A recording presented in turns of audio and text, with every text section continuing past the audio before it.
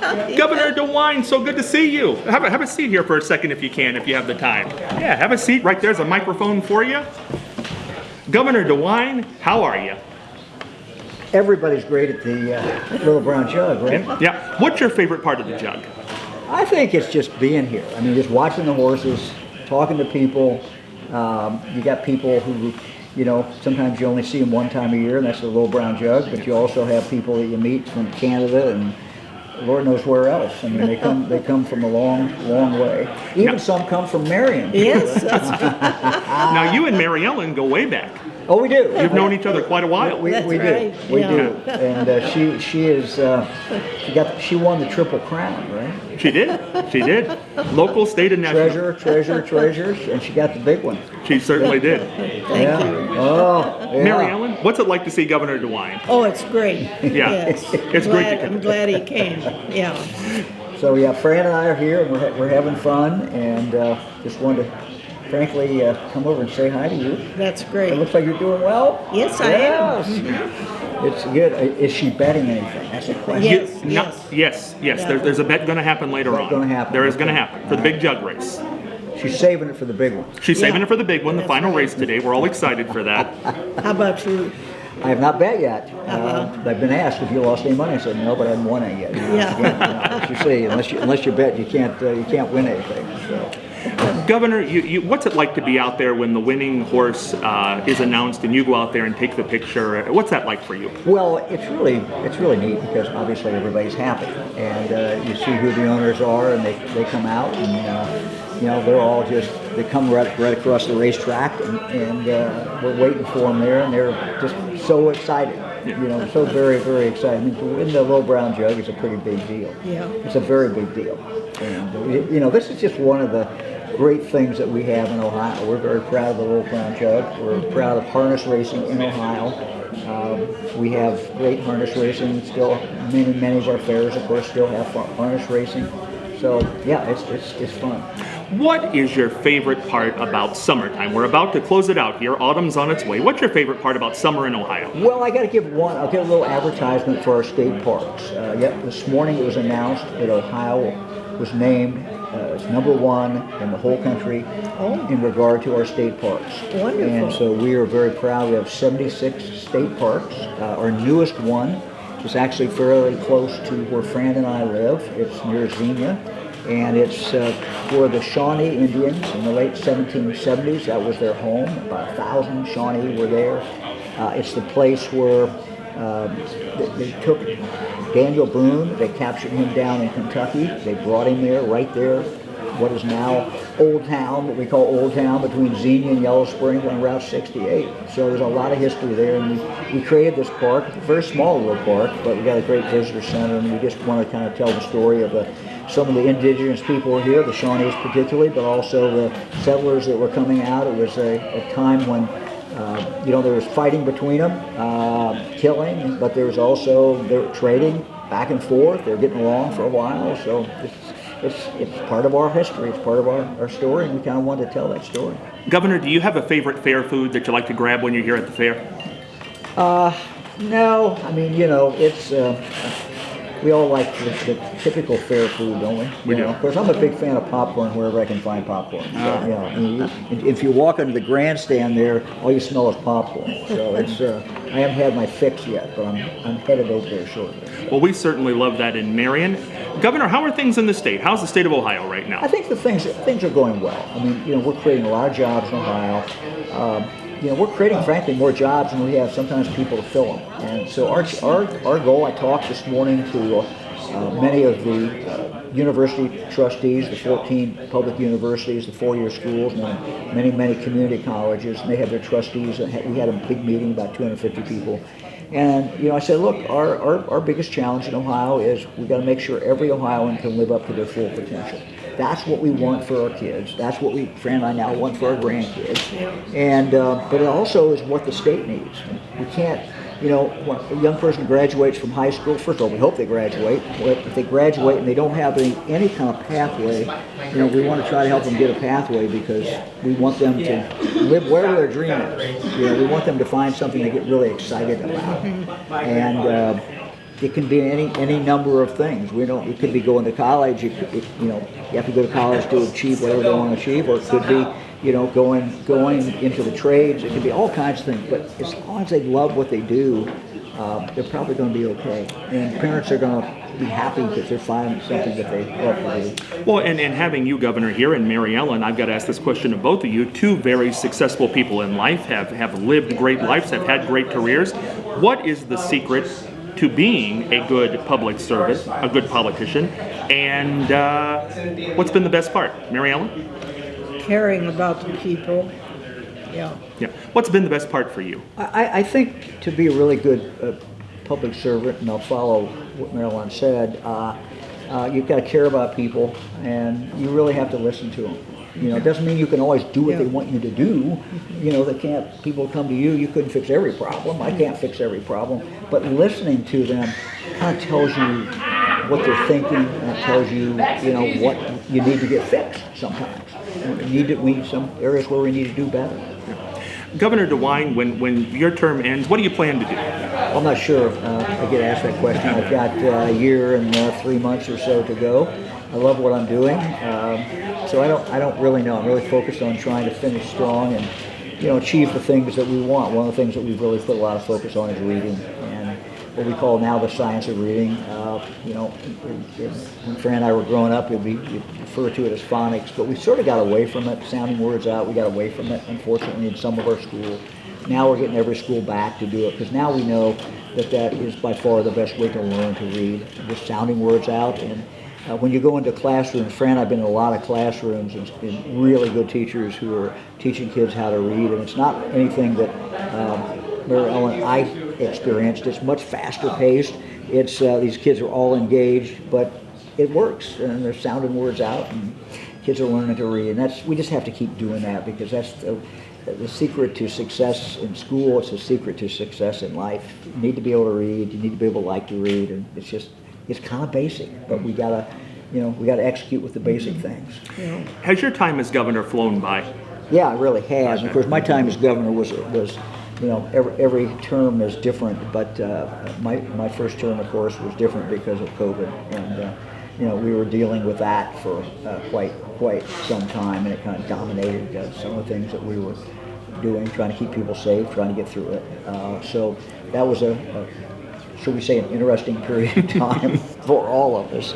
But yeah, the time has flown. I can't believe it. I'm coming up on now almost 7 years as being governor. So, but I'm blessed to have been governor. It's something that I wanted to do, and I ran. Mary Ellen will remember this, but I first started running for governor back in 1989. And a guy by the name of George Voinovich was running, and a guy by the name of Bob Taft was running, and then there was Mike Dewine from Greene County. I was kind of the third guy left out of that. But I often think if I'd actually been elected, I think I'd done a pretty good job. But having an additional 30 years of experience, I think was very helpful for me in doing the job that I've tried to do. Governor, I got to ask you, one of the big parts of the Little Brown Jug over the last, since 1967, so close to 60 years at this point, has been the voice, Roger Huston, who's out there. I know you're friends with him. What has that friendship meant? And to be here today to see him, what does that mean? Well, Roger's, first of all, just a great human being, great person, lovely man. He set every record I think there is in calling harness racing. You go through the number of tracks he's been to and called races. He gave me some astronomical number, 180,000 races he's called or something like that. It's hard to fathom. But we did something today that I did a few years ago. Fran and I went up in the booth and watched him work. It's always interesting to see someone who's a master, whether they're a bricklayer or whatever they are, watch them work.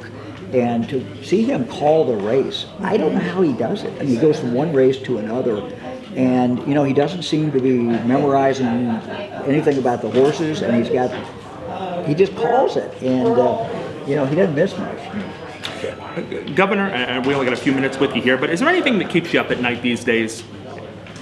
Well, Fran will tell you that nothing keeps me up at night. But look, what I worry about is, again, I'll go back to what I said before. I worry. I want to make sure that we do everything we can so that kids have the opportunity to live up to their full potential and that get excited about something. And part of that is exposing children to different types of work, different type of jobs. Kids, they may know what their parents do, they may know some high-profile jobs, but there's so many other fun jobs out there, exciting jobs, and we just have to let them know they're out there and get them excited. Yeah. And we're all different, Some kids are interested in one thing, some another, but if they can get excited and find a passion, they're probably going to be okay. When you look back at it all, you got a long way to go in life, but how would you like to be remembered, your time in public service? Oh, I don't do that too well. I guess we do the best we can, and you hope in the long run you've made a difference for the state. I mean, I told the legislature the first State of the State I gave, and actually the first, inaugural speech I gave, and I said, look, I'm going to be asking you to do things that will result in I hope good things, but we may not be around to see it. We're going to do things that won't really take full effect. Imagine what you do for a baby, making sure that baby, the mom, before the baby is born, has good nutrition, and that mom has the opportunity to give birth to a baby that weighs the right weights and not underweight. That will make a difference if that baby lives as long as Mary Ellen. That's almost a century. So you're having an impact, what you do now, for a whole century with that individual. And so to me, that's how we have to think about it. We can't expect results in things immediately, but we have to plant the trees, we have to plant the seeds, we have to do the things that ultimately we hope and pray will make a difference for kids in the future when they grow up. And Governor Dewine, I've got to ask you this, with Mary Ellen Withrow here, 40th Treasurer of the United States, who was State Treasurer for nearly 12 years here in Ohio. What does she mean to Ohio? What is her legacy, as you would see it? Nobody's done what she's done. I mean, when you think about it, you take any office, and she's done it at the county level, she's done it at the state level, she's done it very well at both, and then she got picked by the President of the United States to go to Washington, D.C., and to be the treasurer there, and for the whole country, for all of us. So that's so different. It's so unique, and so Mary Ellen is a treasure for the state of Ohio. We truly treasure her. And look, I'm a Republican. She's a Democrat. I think you're still a Democrat. Aren't you? Yeah. Right. But look, it doesn't matter. Being a governor is you try to get the job done. Being treasurer, you get the job done. It doesn't really matter at that point. We're all trying, and so that's what she means. She means a lot to us, and we're very grateful for her. Grateful for her life. I'm interested too in your lieutenant governor. He's a very interesting man too. Jim Tressel is a phenomenal man. He, I think, could be successful at anything he did. Yeah. He's out working on workforce development. I also asked him when I went to his house, Fran and I went to his house in Medina and asked him, would he become my lieutenant governor? And I think he was very, very surprised by that. Mm-hmm.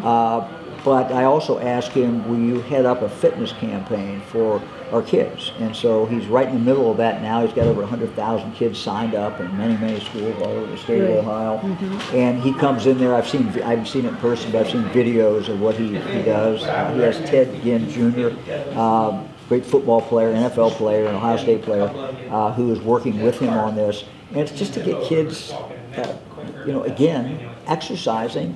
And kids are at different levels. Some maybe not, but we've got something for every kid. We've got different levels for every kid, and we just want to inspire them to go, exercise and have fun. Yeah. Well, would you like to see him run for governor? Well, of course I would, but I don't think that's going to happen. Jim is very focused on what he's doing as lieutenant governor, and I don't think Jim's going to run. But look, he would be a great governor. I picked him as lieutenant governor. If you remember, that happened after I picked John Huston to go to the U.S. Senate. He was my lieutenant governor. I needed a lieutenant governor. And look, the first requirement of the lieutenant governor, just like a vice president, is someone who, if something happened to me, he could walk in and be governor. And I had no doubt, after watching him 9 years at Youngstown State University, I had no doubt that Jim Tressel would be a good governor. And he'd be governor for all Ohio. I've seen what he has done. I'll tell you a little story. We do receptions, of course, at the governor's house, governor's residence in Columbus. And so we told Jim, I said, why don't you invite people over? We'll do a reception. And he said, okay. He said, I'm going to invite my players.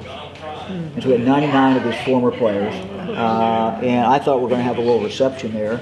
And it turned out, basically, Jim was having a team meeting. But what he wanted to do, he said, I want everybody in the same room, and I want them to listen to you, but also ask you questions. And of course, they also were asking Jim questions.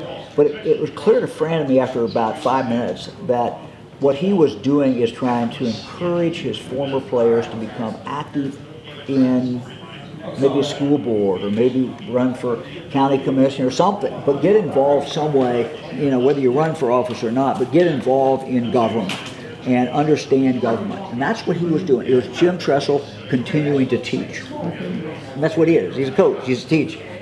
And he was continuing to teach. He had 99 of them in there. Fran laughed because we have one room and they walk into the big room, and this house was built 100 years ago. People were a little smaller then, so all these guys were ducking down the door, getting through there. But just, he knew everybody.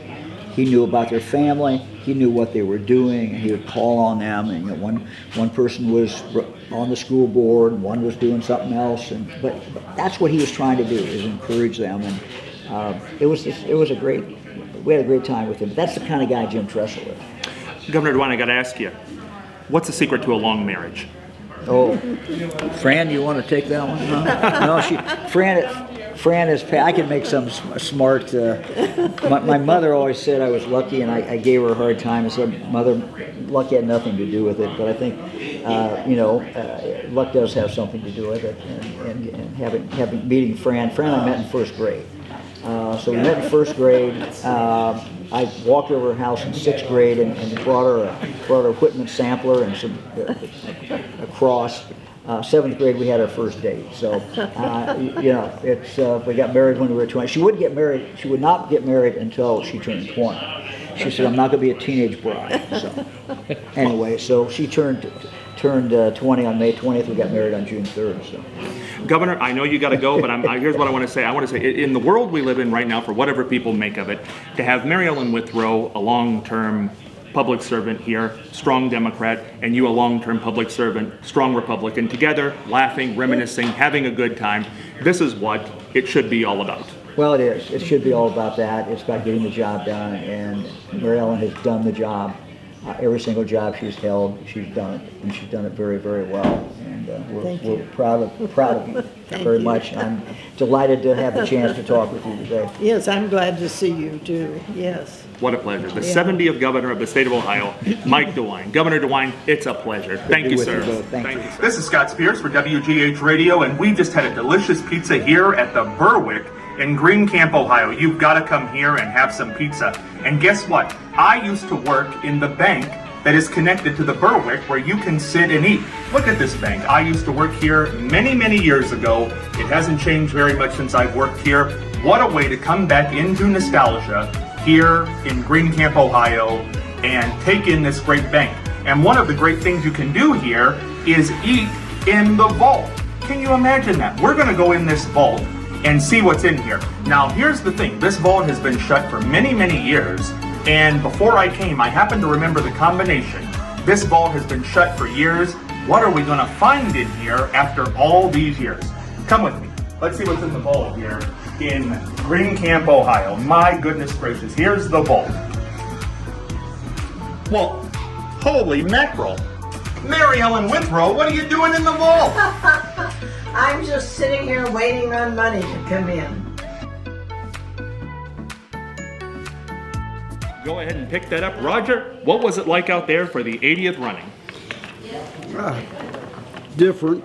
Different. I mean, when you do what I did this year, I don't even know if you know what I did this year. Well, let's start there. When we spoke on Tuesday, well, here's the story. If people didn't hear, and a lot of people did hear the interview, they've been asking.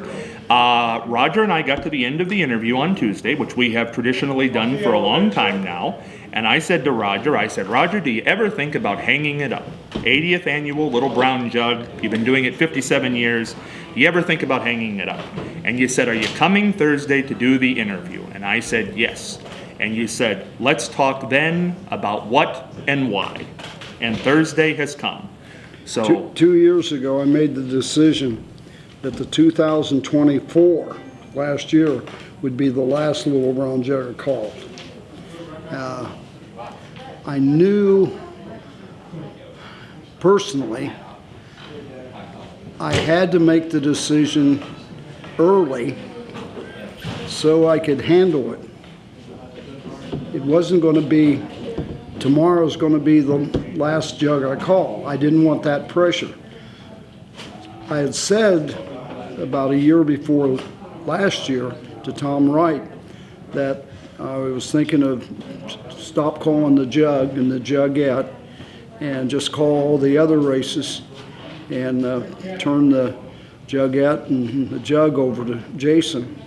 So when I did the 24th jug, or 2024 jug, I told Tom after that, and I said, that's it. And he says, well, that's totally your call. He told me that a year before that whatever I wanted to do, I could do. And so I made the call to do all that well in advance. I didn't tell Jason Settlemore, who called the jug and the jugette this year, who had been my assistant announcer here. I told him in February in Orlando at Dan Patch Awardston that I was a master of ceremonies. And so he's had, 7 months to figure out what's going on too. I never, once I made the decision 2 years ago, ever regretted that decision. I don't regret it today. I still think I made the right call. My favorite song has always been Frank Sinatra's version of My Way. And I guess I got a sick mind, but I told Pastor Joe that at my funeral I want that song played. And it's the way I came into the jug. I wanted to do it my way. I had a couple people say, oh, don't do it that way. Let us say that this is going to be your last call, and I didn't want that. I didn't want it. And I held forth on that and never changed my mind. And I've never regretted that decision, and I don't regret it now. Because it lasted for like 2 years thinking about it, it made it a lot easier. Now, I'm not saying that it was real easy today, because I did a live thing this morning, and I think it was, I did a feature on Monday with the United States Trotting Association, and we did an interview about it, but they weren't allowed to release it until 9:30 this morning, and I was on this seminar thing, or speakers tour for the Ohio Harness Horse Association. We did it, and of course in today's program we had the letter to Roger and everything like that, and so everything went as planned. I had thought that the governor would be here. We've been buddies since 1976. My dad was his campaign manager when he ran for county prosecutor in Greene County in 1976. It started his political career, so to speak. So he was a family friend, and so I kind of knew that. I was surprised. I didn't know anything about what they were going to do, especially making it Roger Huston Day. I never dreamed of having something like that. So I think everything went the best way it possibly could, and by planning ahead, it sure made it. It was hard, but it was still the right way to do it. how does it feel, Roger Huston Day in Ohio? I can't believe it yet. I wish today wouldn't end. Roger, what happened 2 years ago that made you decide that it was time to walk away? I'll be very honest with you. 2 years ago, I was 81 years old. You'll be that age someday. And as you get older, you realize things. You don't know when it's all going to be over. And like I said, I wanted to do it my way and be alive to do it and everything. So I made that call, and everything worked out well. I didn't talk to anybody about it. I didn't even talk to my daughter about it. It was my decision totally. I didn't ask for anybody's advice or anything. I just did it my way. So last year, which ended up being your last jug call, back to that moment, exactly a year ago, what was that like? Now reflecting that it was your last call, you knew it, but nobody else did. I never even thought about it, really. I didn't, well, let's put it this way. I didn't know for sure that it was a possibility, but I didn't know for sure until that race was over. And when it was over, that night after we sat here and did the show and everything, Tom was still here, and I went into it and I told him that's it.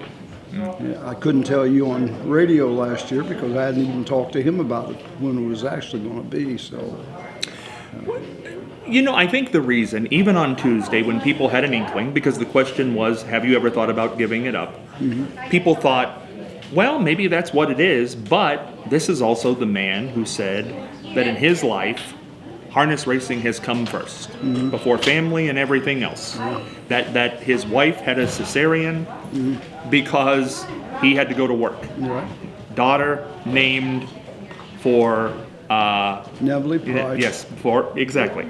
So it was hard to believe that you could ever voluntarily, while you're still in good health, while you still can do it, would not want to do it. I think that was the realization that was very hard for people. Yeah, it wasn't a realization to me. I mean, as you get older, everything's harder. And I am not in good physical condition. I drove horses in amateur races and some professional races from 84 to 95, and these drivers have to be in top-notch physical condition to do it. I was not in top physical condition, so I paid the price of doing that for 11 years with my back and legs and everything like that over the years. And my health is great, but my physical body needs some help, and I refuse to have any operation. I will not have a back operation or anything like that. 50% of the operations are bad, or they don't get the results they want. So I decided several years ago to live with this, and as long as I'm sitting, I'm no pain whatsoever. It's great. I even started announcing horse races sitting down. Roger, today when you were out there, and the race was going on, the 80th Little Brown Jug, and you were not calling it, what was that like? No problem whatsoever. I wondered myself how I would react, but all of the emotion was over before we actually got to the event. I enjoyed watching the race. I got a horse with a trainer by the name of Rosie Weaver, and I paged her to come to the infield judges stand today just to give her a different perspective. I mean, she's in the barn, she's out on the track, she's never been in the judges stand with me or anything like that. So she come over, and the wildest thing, she came into the booth at the same time that Governor Dewine and his wife came into the booth with me. So that was a big moment for her, because the governor was talking to her about harness racing and everything like that. And I actually was with Rosie during those two races and everything. In fact, we even went to winners together when the second division won, because Peter Wren and his wife Melanie, who trained the winner of that second division, they had actually trained a horse for her at one time. So we went to the winner's circle and talked with friends. And so it's really been very easy. After I got done with the this seminar this morning at 8:30. What has been the most emotional part of this last 2 years? People trying to talk me out of it. Was there ever a moment where you thought, No, no, never second guessed it? never second guessed it. My entire life, and I think I may have told you this, your entire life you face a bunch of decisions you have to make. A Y in the road. Do you go left or do you go right? My entire life, I've never applied for a job, and in my opinion, I've never made the wrong decision. If I chose to go right, it has always been good, and then maybe 2 years later, I have to make another decision. But I feel that every decision I've made in the 67 years that I've been calling races was right. So when it come time to hang it up, so to speak, and I got to watch what I say because a lot of people think I'm not going to announce anymore, and that's not the case at all. The only one that will determine who if I announce anymore is the good Lord. If He says no more, then there will be no more. But I have all the plans to do my county fairs next year. I have all the plans to be right back here and do 80 races in 5 days or whatever it amounts to. So I've never, ever regretted a decision that I made. So you will be back here at the Little Brown Jug next year. You will be doing some races, and you will be staying active. So it's not the end. No. No. How would you characterize it? How would you explain it to somebody? What has happened? Is it a changing of the guard? Is it just stepping back a little bit? How would you describe this? Well, everybody, I don't know when it started, maybe, I don't know, it was 75 or something. My daughter has asked me to step back. She doesn't like me driving 15,000 miles in the summertime. And I make some wild trips. I had to drive from Woodstock, Virginia to Canfield, Ohio. Got done in Woodstock, Virginia at like 3 o'clock, 4 o'clock in the afternoon. And I had races at 11 a.m. the next morning in Canfield, Ohio. And I think that was something like 450 miles driving and stuff. So a lot of people don't like me driving, but it's me. I'm comfortable. Being honest, I don't hurt sitting in the car driving. Now, I may have trouble getting out of the car and start walking, but driving the car is no problem. We're here. 40th President of the United States, Mary Ellen Withrow, is with us. Mary Ellen, now that you've heard the news that Roger is scaling back here at the Little Brown Jug, what do you make of it? Well, I think it's very important to stay active. I would agree with that. And you said something that when you get older, everything gets more difficult. That's for sure. So you're on the right track. My daughter doesn't even know this, and Jason, who replaced me, is sitting right there. I never hide any stories or anything, but I fell down not more than 15, 20 minutes ago coming here. Oh, you did? And, I stopped in at the radio station that was doing the simulcast, and as I was leaving, they had a chair that was laying up against the tent flap or something, and I stepped on the bottom of that chair and lost my balance. But I'll say one thing, and I even felt this way when I was driving horses. If I go down, I know how to fall.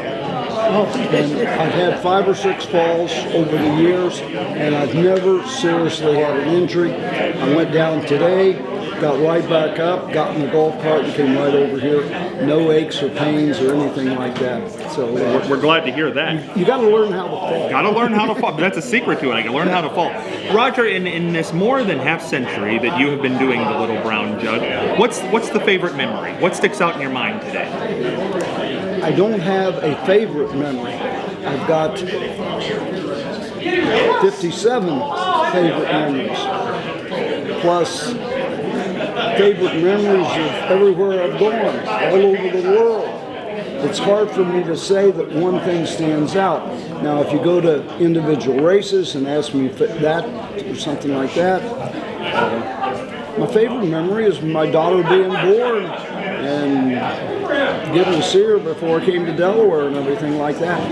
Another favorite memory is going to the grandkids' soccer games and basketball games. It depends what the subject. Everything I do, I like to do. The only thing I hate doing, and I hate it, handicapping races for radio or TV, trying to pick winners or pick numbers. I despise having to do it, but I've had to do it ever since 1967 when I went to Pompano Beach, Florida, and it's something I live with, but I hate having to do that. And to me, that's about, I don't even hate any food except anchovies. Except the anchovy. Roger, tell us about Jason, the man who replaced you today in the booth. I gotta say this though. And I've said it to him before. I think, how old were you? 12? I sent him to the State Fair of West Virginia, and I can't remember exactly why, but he was going to announce the horse races down there. And he did a great job. And the presiding judge called me after I sent him down there, and he says, "Don't you ever send that kid down here again to announce horse races." Well, it didn't stop me because I knew it was a conflict, not so much Jason, but the presiding judge wanted to do certain things, and maybe Jason didn't jump into over hoops or something like that, and that was that. So it didn't send me back. When it became that Sam McGee couldn't be my backup, there was no question who it was going to be. It was Jason.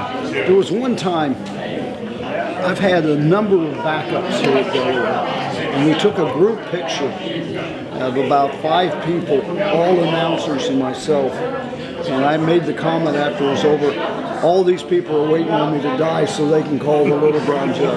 Well, most of them quit and went on. Jason stayed with me, and so it was a natural thing for him to be the announcer.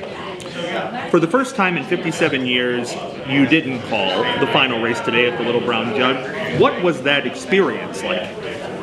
Like I said earlier, Okay. it was okay. I mean, and I know it was okay because I planned it ahead of time. I got all of those things basically out of my system. If this had been a last-minute decision, I don't know. It would have been a totally different ballgame. But I had 2 years to prepare for this. Now, there were things that were hard, but we got through them. What was the hardest?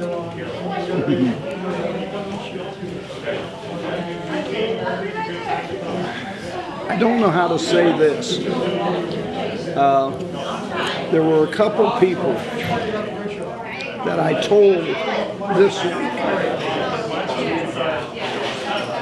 One of the people was a lady by the name of Amy Holler. Amy Holler is the head of the Horsemen's Committee. She works for the OHHA in Cleveland, Northwood Park. Represents the horsemen with management and something. And I told her the reaction I wasn't prepared for. Amy Holler, when I told her, literally started crying. And I mean crying. Tears running down her face and things like that. And a friend, what I call my adopted daughter, saw her 15 minutes later outside of this building, and she was still crying. And another one was Ashley Daly, who works with the Ohio Harness Horseman Association. I worked with very close for a period of 2 years. And when I told her, and she did the same thing. Those were the 2 hardest things probably. My daughter didn't cry. She didn't cry because I think she was glad that I was hanging it up. Hey, Scott Spears here for WGH Talk Radio with Terry Tackett and 40th Treasurer of the United States, Mary Ellen Withrow, and we are in the vault here at the Berwick in Greencamp, Ohio. Look at this pizza. My goodness gracious, it is delicious. Terry, what'd you make of this vault? Looking around at this vault, the ambiance in here, I mean, where else are you going to see a chandelier of this magnitude in a vault? Look, pin this vault right now. Look at this place. We got the chandelier. The walls are absolute concrete. I mean, Mary Ellen, what do you make of this beautiful vault here in Greencamp, Ohio? Yes, but there's no money in it. There is no money in here. Mary Ellen, did you bring any with you? Not much. Not much. The Berwick in Greencamp, Ohio. Don't miss it. Great pizza, a great unique atmosphere to sit and enjoy yourself.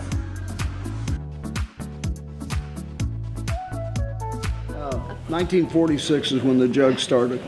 The first time I came to Delaware, I think, was 1957. As a 15-year-old kid, my dad got up at 4:30 in the morning to take me to a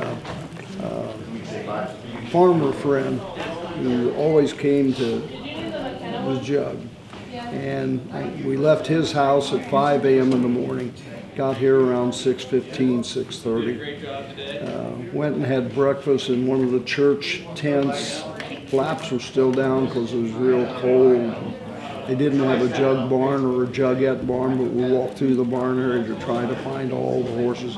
We didn't have reserved seats. We brought lawn chairs and with a board to put across and stand on or something like that. Those memories will never leave this individual. I remember that. At that time, I had no idea that I was going to be an announcer or that I'd one time called the Little Brown Jug. Even when I started announcing in 1960, I had no idea that I would eventually get that job. And when I got the job, I got 3 jobs within a 3-week period. Pompano Park, Pompano Beach, Florida, something like a 110-night meet. The Red Mile in Lexington, Kentucky, spring and the fall, and the Little Brown Jug of Delaware. 3 weeks, my entire life changed.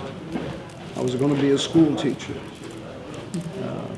I never taught that first day of school. Thank goodness. Well, what has harness racing meant to your life? Still going to do it? Yeah, it's been my entire life. I mean, my jobs in my entire life. I was a paper boy. I carried out groceries in a grocery store. I was a sports information director, and we didn't have the big sports information office like the major colleges. At Wilmington College, I was that for like 2 or 3 years. I worked at a radio station doing news, playing music, and going with my uncle and being the color man for high school football games and some college games in the area. I did play-by-play of baseball, Babe Ruth baseball. And I did PA work in high school for football and basketball, and then became the announcing job. But like I said, I never went to get a job or anything like that. There's things that always came to me, and I did whatever was offered. The bad part of probably in my life is I don't know what the word no means. I've never told anybody, no, I can't go to this place or that place. The only thing that ever would have to do that was if I had something scheduled on that particular day and there was a conflict. I've never quit one job to go to another and then go back. I'm very loyal. A lot of the county fairs I've been at have been there for 25, 30, 35 years. And if somebody offered me a job making 10 times what I'm making here, I'd turn it down. You know, it's just one of those things. You get to do it. Do you love it? If you love it, I've never worked a day in my life. I hope it continues. It's just been a dream come true. And I didn't have the dreams, but it's a dream come true. It came true. We're here at the 80th Annual Little Brown Jug. We're going to wrap up here in about the next 7 minutes. We're going to send it back to the studio. We're with the 40th Treasurer of the United States and the voice himself, Roger Huston. And it is a banner day as Roger will no longer be calling the jug race, but he will be calling races here at the Little Brown Jug. He's not retiring. I'll always be the standby announcer now, because at the Meadows, the gentleman that worked with me for 30 years is now the announcer, but I substitute filling in for him probably 10, 15 times a year. So something happens or something, I'm available. Well, and that's God forbid if Jason ever got a sore throat or something. Who knows? Did I ever tell you the story on my sore throat? No. I lost my voice on a Wednesday on the Jugette. Caught kind of a cold on Monday. It was a world record. I overdid it. Kind of lost my voice Wednesday. And they took me to Grady Memorial Hospital. Now, I don't know if this is totally legal or not, or whether they do. I know it hasn't been done. The gentleman that did it to me, I won't win him his name or anything like that, but he said that he'd only seen it done one other time, and that was directly injecting the vocal cords with steroids. And he told me, buy all the water you can buy and drink it in the next 12 hours. I found myself standing at the bathroom, drinking water and doing what else is necessary at that time. The next day, my voice was 95%. So. Roger, I'm going to have you take us out of here like you do every year with a little bit of a call. It's the 80th year. It'll be special. But Mary Ellen, before we wrap up our broadcast, what is this year being here at the Little Brown Jug meant to you? You've spent a lot of time here, campaigning for office, being in office, being with us here during the radio broadcast. What's the 80th year meant to you to be here? Well, it's been a pleasure, and it's so good to hear Roger tell about his life and about how he feels about everything that he's done. It's great. He's one of a kind. Yes. One of a kind. And it is Roger Huston by the day today in Ohio, by the way. Roger, as you have every year from the Little Brown Jug, give us a call. They've got an eighth of a mile to go in Ohio, into the stretch. It's all Lou Print. Ronnie Wren Jr. drawing away, stride to her stride, tons the best. Lou Print wins the Little Brown Jug. The voice himself, Roger Huston, the voice here and always will be of the Little Brown Jug. From the Little Brown Jug in Delaware, Ohio, Scott Spears, for Matt Morgan, Roger, and the whole gang, signing off for the night. Be there.